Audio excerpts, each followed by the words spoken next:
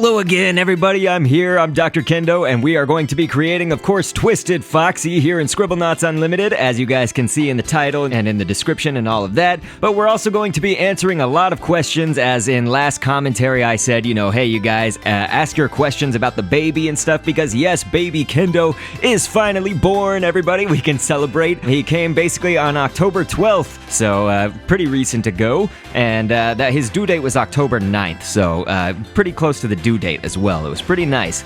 We ended up going to the hospital. It was, in the wee hours of the morning or whatever. That would be like 1 a.m., 2:30, something like that. But basically, he was born at 4:44 p.m. Central Time. Isn't that crazy? 4:44. And so, yes, as we're creating Twisted Foxy, I'm just going to go ahead and shout out to you guys that did ask questions in the last video. Of course, that was the baby Kendo video. So if you haven't seen that and you want to see what the little baby looks like, we probably will have a little bit of a clip before this episode starts, but you can also see it in that video. And so let's just go ahead. The first question we have here is one that was asked in droves. So just many of you wanted to know, so what's his name? What's the name of this baby Kendo? Well, I would be happy to discuss that right here, right now. We of course have mentioned this before, I guess when I was doing like a Q&A live stream and just a few other times when people would ask, but like I keep, my name is Dr. Kendo around here in Kendopolis. We're going to be calling this baby Kendo here for Kendopolis. Now, don't get that confused. I know some people were like, did you actually legally name him Baby Kendo?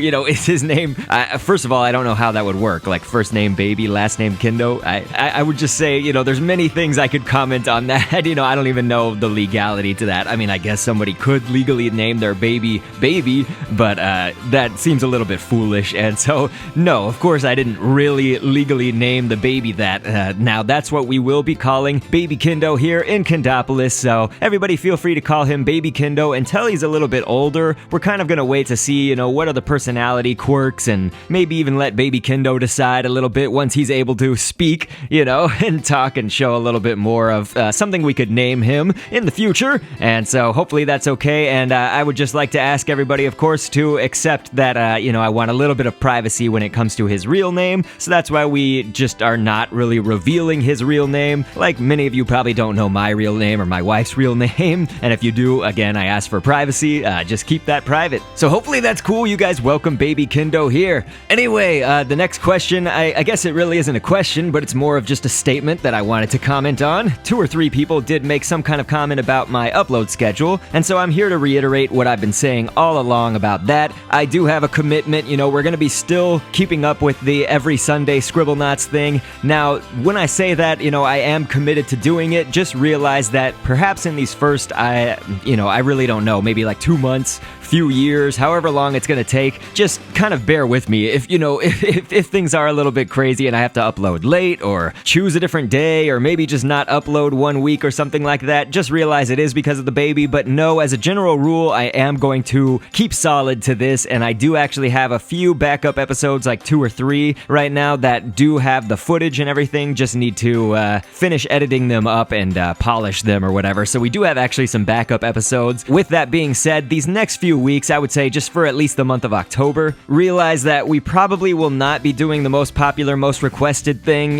Still leave your comments of what you want to see created in here, and I'll see if I can get to it. But most likely, I'll be kind of digging into that back pocket of episodes that I do have stored up here, and that means that it probably won't necessarily be based on your requests for that week. But again, this is just temporary, so we will get to back to the normal, I guess, flow of things once I'm kind of in the normal flow of life. But hey, we're in the properties editor. Hopefully you guys could see, of course, all the stamps for creating Twisted Foxy. In the properties editor, I do like to read background information and fun facts about whatever we create in this series. So let's go ahead. Twisted Foxy is one of the antagonists of Five Nights at Freddy's, The Twisted Ones, and is the third of these twisted animatronics that we've created here in Scribblenauts Unlimited. We don't really get to see an official full-body image of what he looks like head to toe, so our design is based off of some speculation, some fan art, and the pieces that we do actually see in the official illustration for the Twisted Ones, we can of course see that his right hand is replaced with a sharp hook, but with a nasty, rotten-looking infected nub for his hand there, and he has 2 sets of teeth which just look crazy and sharp as well, with much of the material surrounding his endoskeleton being ripped and torn up in numerous places around the character. So notice as we name him right there, we do have a lot of those rips and tears, but mostly represented by color pattern or texture pattern library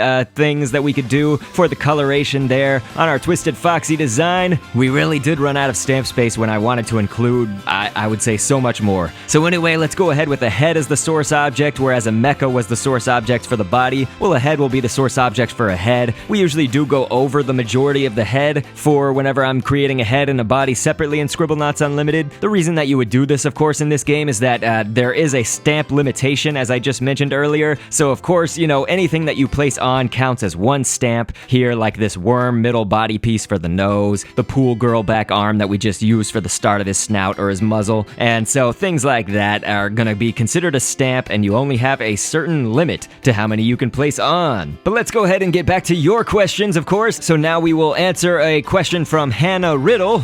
She left a wonderful comment, as many of you did. There was a huge outpouring of love, so I thank you guys so much. So many congratulations from you guys, and it was awesome. But she also asked, how do you and your wife feel about becoming parents? And it's interesting because, you know, first of all, I'll say, as Superior Iron Spider had also commented, he said, really glad everything went well and baby Kendo is healthy. That's kind of the first thing I would say, is I'm actually really surprised that I'm feeling like it's sort of, I don't want to say easy to like cheapen the experience or anything like that, but it's not as difficult or complex, I guess, as I thought it was going to be, because this is really just, he's still in that newborn stage. He hasn't started walking or crawling or anything like that, you know, so right now it's kind of just consisting of, you know, you feed, you watch him sleep, you try to give him love and change the diapers and, you know, lather, rinse, repeat and all of that, and we try to, of course, go on little walks with our dogs. You know, trying to keep them at bay, I think, is just as challenging because we have 2, of course, very excitable dogs. You guys know Apple and Tui Kendo, of course, but a new member of Kendopolis is baby Kendo, and we do, I think both me and my wife kind of had a healthy feeling. You know, again, these are very healthy emotions and probably normal for new parents, but we were obviously scared a little bit and excited, so it was kind of just balancing that, like, being very scared of the, you know, hey, holy monkeys, we are now parents of this other life form, but then also it's really exciting, you know, this is our first child, and it's something that just, if we've been married for a while now, we've been together for a long time, and it's kind of just the natural progression of how things should go. And I am liking, of course, speaking of a natural progression, this Twisted Foxy head is looking pretty good right here. Crinoid right now is going to be for some wires up there on the top of the head. Kind of getting back to what I was saying, though, is just another thing about it all is, you know, I didn't know exactly how I was going to feel overall. I was like, am I going to be just insanely tired and insanely frustrated and blah, blah, blah? Like, is it going to be just really difficult? Well, one of the things I would say is good news right now is, as you guys noted, and I said in the last video, it was a really, like, healthy and uncomplicated birth for the most part. I think Mrs. Kendo's recovery after, you know, giving birth was actually harder than the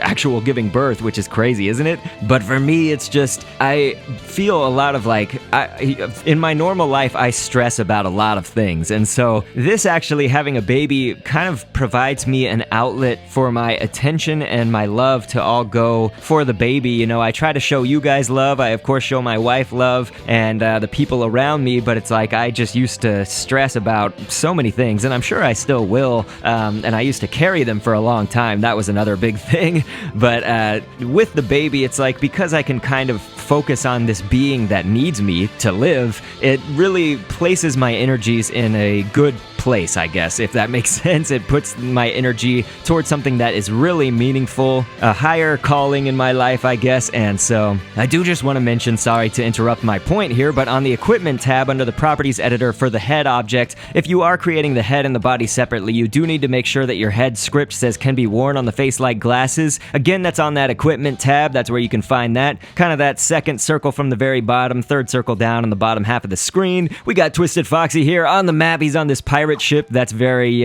probably, I would say, relevant or whatever. He's Twisted Foxy, the pirate fox, of course. And so we got the head on right here, and we'll go ahead and it actually looks pretty good, but I'll show you what you can do. You can edit the body if you feel that the head is way too low, or if it's off to one of the sides, or maybe way too high. You can then just edit the body, as I just said, and turn on these green grids, and then move the head grid all around. The green grids is basically that button on your left side panel of buttons. On the top right, that has Maxwell's head and a banana and a wheel with dotted lines, all of that good stuff. I wanted to show you also, here's what a sponge looks like. You could actually use a sponge as another stamp if you wanted to, instead of the muscle there for that infected nub where his hook is. So Twisted Foxy right here, you just if you wanted to, if you think that sponge looks a little bit better than I'm holding, that's just kind of a little bit more jaggedy and rigid, I guess. And so here we have our adventure Phantom Foxy on the map, and so I think it would be good to have them battle, right? The battle of the Foxies. So let's go ahead and make our Twisted Foxy with an adjective. We'll go with hostile, of course, as I typically do to make things fight, and let's see what's gonna happen here. Our adventure Phantom Foxy getting in a lot of punches, but Twisted Foxy ultimately is more powerful right there, taking down the Phantom Foxy pretty easily, I would say. But if you guys enjoy kind of a question and answer format, I would be happy to switch to that every now and then. You know, if you guys have some good questions, it doesn't even have to be about the baby, you know, it could just be about like Scribblenauts Unlimited in general, how the game works, or something else. You know, like a lot of people often ask me like, who's your favorite video game character, or just whatever, you know, your Q&A might be. We could do this, or I could have like a question and answer live stream thing that we do every month. I don't know, like, but I think it would be kind of cool to implement that into Scribblenauts, because you guys have learned